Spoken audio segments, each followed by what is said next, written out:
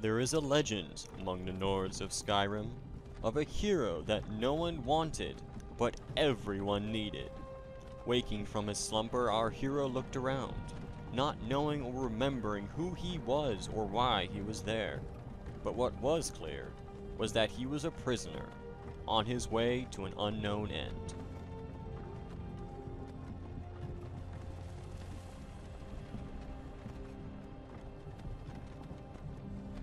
Hey, you. You're finally awake. You were trying to cross the border, right? Walked right into that Imperial ambush, same as us. And that thief over there. Damn you Stormcloaks. Skyrim was fine until you came along. Empire was nice and lazy. If they hadn't been looking for you, could have stolen that horse and been halfway to Hammerfell. You there, you and me, we shouldn't be here. It's these Stormcloaks the Empire wants. We're all brothers and sisters in binds now, thief. Shut up back there. What's wrong with him, huh? Watch your tongue. You're speaking to Ulfric Stormcloak, the true High King. Ulfric? The Jarl of Windhelm? You're the leader of the rebellion. But if they've captured you... Oh gods, where are they taking us? I don't know where we're going, but Sovngarde awaits. No, this can't be happening. This isn't happening. Hey, what village are you from, horse thief? Why do you care? A Nord's last thoughts should be of home. Rorikstead. I'm from Rorikstead. General Tullius, sir. The headsman is waiting. Good. Let's get this over with. Sure. Mara, Dibella, Kinnereth, Akatosh, Divines, please help me.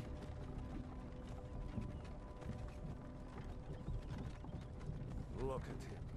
General Tullius, the military governor. And it looks like the Dalmor are with him. Damn elves. I bet they had something to do with this.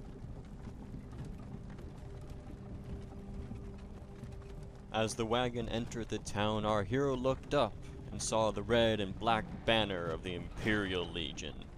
Hatred entered his heart, but for what reason our hero did not know. Wonder if Vilod is still making that mead with juniper berries mixed in. Funny, when I was a boy, Imperial walls and towers used to make me feel so safe. Who are they, Dad? Where are they going? To go inside with the cover. Why? I want to watch the soldiers. Inside the house. Now. Whoa! Yes, Papa. Why are we stopping? Why do you think? End of the line.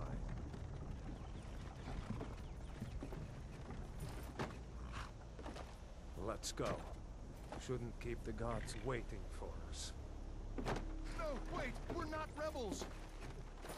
Face your death with some courage, thief. You've got to tell them! We weren't with you! This is a mistake! Step towards the block when we call your name. One at a time. Empire loves their damn lists. Ulfric Stormcloak, Jarl of Windhelm. It has been an honor, Jarl Ulfric. Even as Ulfric walked to what seemed to be an unavoidable death, he held himself with pride and dignity, a trait our hero hoped to mirror one day. No, I'm not a rebel! You can't do this! The thief tried to run, and as he did, he was quickly shot in the leg by a nearby archer, which tragically somehow ended his life. Wait. Our hero was confused and worried. He had never heard of someone dying from an arrow to the knee. Skyrim was a strange place indeed. Who are you? When asked who he was, our hero was once again confused and worried. Wasn't it clear who he was? He was a Nord. True, he had been born and raised in elsewhere, but the fact that he was of Skyrim descent had never been brought into question. It was at this moment that our hero remembered his name, the name that his mother had given him. He was Shitty Hero, a name he was not particularly fond of, as his mother had been drunk when naming him. Actually, she had been drunk when naming all of her children, as was painfully apparent by his brother, Mud. Captain, what should we do? He's not on the list. Forget the list. He goes to the block. By your orders, Captain. I'm sorry. At least you'll die here, in your homeland. Follow the captain, prisoner.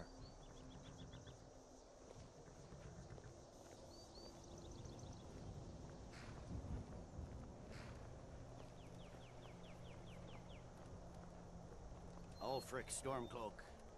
Some here in Helgen call you a hero, but a hero doesn't use a power like the voice to murder his king and usurp his throne. You started this war, plunged Skyrim into chaos, and now the Empire is going to put you down and restore the peace. A distant roar was heard, from what our hero did not know, It's nothing. but somehow Carry on. it seemed familiar. Yes, General Tullius. Give them their last rites. As we commend your souls to Aetherius, blessings of the 8 divines upon For the love of Talos, shut up and let's get this over with. Learn up as you wish. Come on! I haven't got all morning.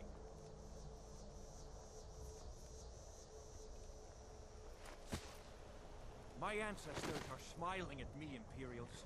Can you say the same?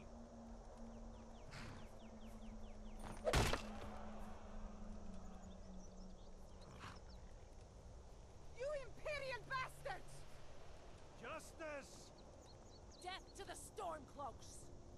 As fearless in death as he was in life. Next, the Nord and the Rags. Here it is again. Did you hear that? I said, next prisoner. To the block, prisoner. Nice and easy. Walking to the block, it seemed like this was the end, that our hero's life would be ended here and now, without ever really doing anything of note.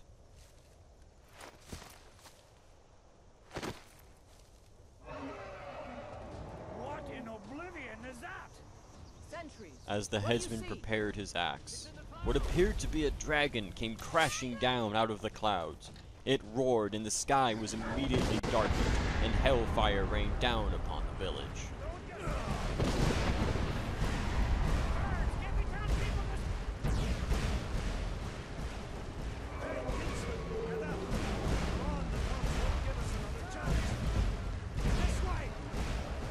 Spotting a nearby tower, our hero sprinted towards it in hopes of finding sanctuary. He was quickly joined by his fellow prisoners. Legends don't burn down villages.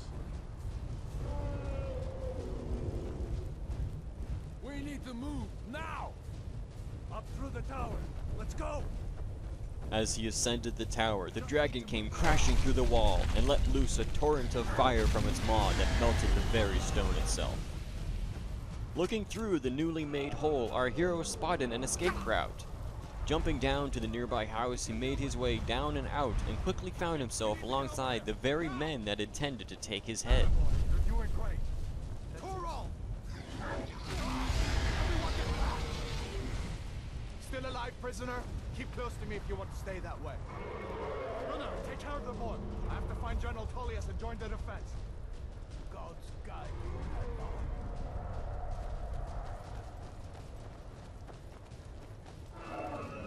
Running alongside the wall, the dragon came crashing down upon it, scaring the shit out of our hero. Its leathery wings gripping the sides as another stream of fire erupted from its maw, engulfing a poor soldier who was unfortunate enough to be its target.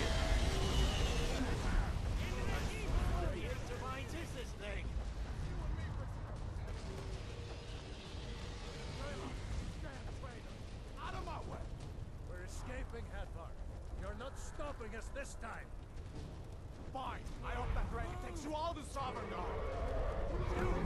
A decision had to be made. Join his fellow prisoners, or go with the Imperials who had only moments before been intent on taking his head. The decision was simple.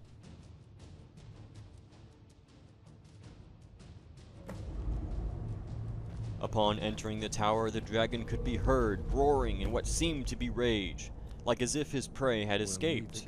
There was a Stormcloak lying at the back wall, dead from his wounds. Looks like we're the only ones who made it. That thing was a dragon, no doubt. Just like the children's stories and the legends. The harbingers of the end times. We better get moving. Come here. Let me see if I can get those bindings off. There you go. You may as well take Gunjar's gear. He won't be needed anymore. All right. Get that armor on, and give that axe a few swings. I'm going to see if I can find some way out of here. Ah, this one's locked. Let's see about that gate.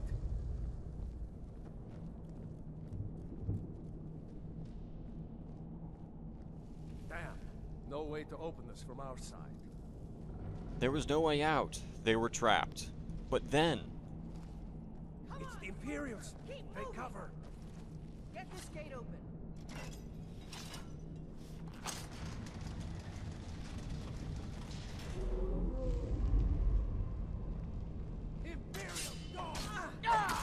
As they entered the room, our hero lashed out, striking out with his axe at the captain, stunning her. She shortly fell beneath the onslaught of his blows. The remaining soldier was quickly cut down. Feeling aroused, our hero stripped the captain, hoping for a quick poke, then decided against the idea. He did not want to give his newfound friends the wrong image. Unlock that door and let's get out of here. That's it. Come on, let's get out of here before the dragon brings the whole tower down on our heads.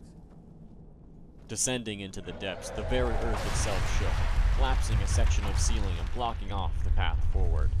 The only way through was through a nearby door that led to a small storeroom. Upon entering, our hero finds more Imperial soldiers. Charging forward, he takes a mighty swing and completely and utterly misses to hit anything. Frustrated, he tries again, and once again his sword does not find its mark. Taking the defensive, he waits for his companion to join him, and they quickly take down the soldiers with sword and arrow. A storeroom. See if you can find any potions. Need them.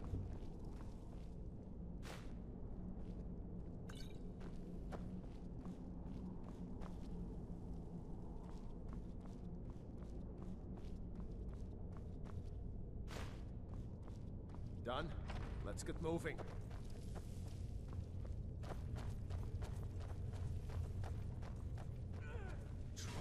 Hear that?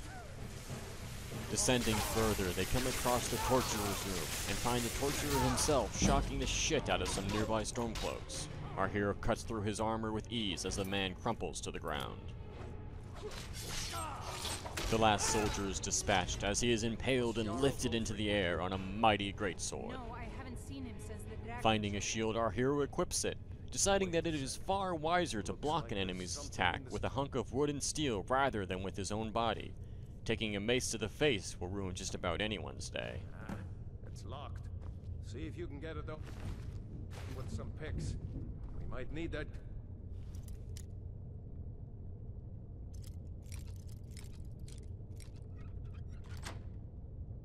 Once we get out, grab anything useful and let's go.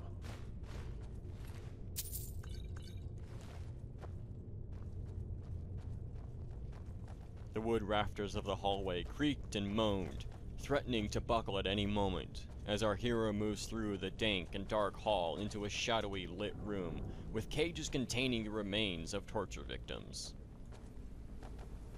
Continuing through the depths into what appeared to be a cave that serves as an escape route, it smelled moldy and rotten, the very air heavy with moisture. In the distance, the sounds of soldiers could be heard.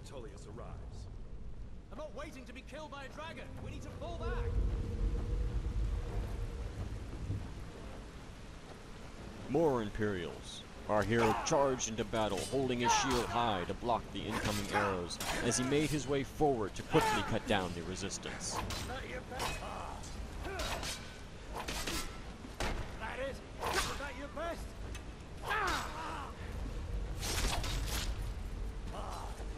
And water the ground. It was blood.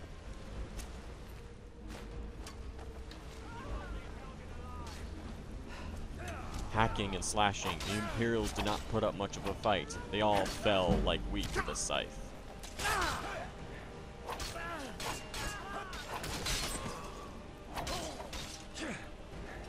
Let's go on.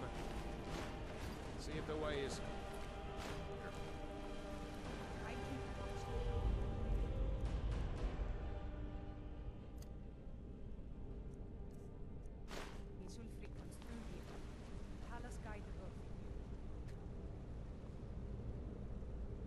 The lever was pulled, and down went the bridge.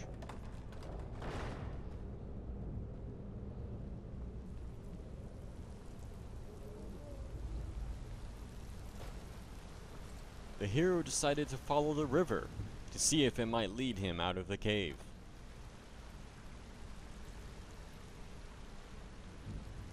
There was a coin purse on a ledge next to a skeleton. How it got there and why it hadn't been picked up already, considering there was an entire town right above his head, was a mystery. Hadn't anyone been down here since this person died? Clearly the body had been there a long time, since there was nothing but bones. So why had no one been down here since then? It was very troubling.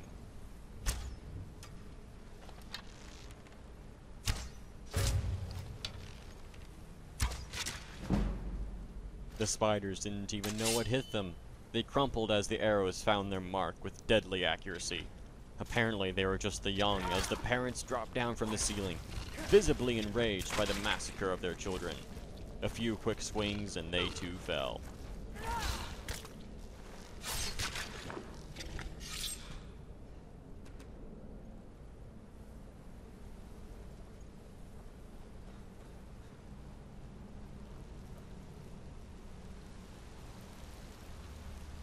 It was a bear.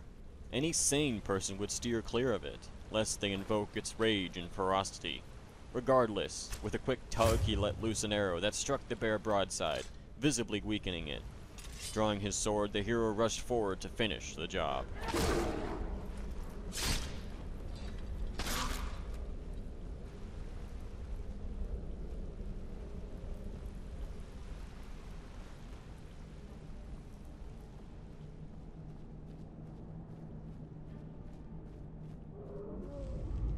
The end was in sight.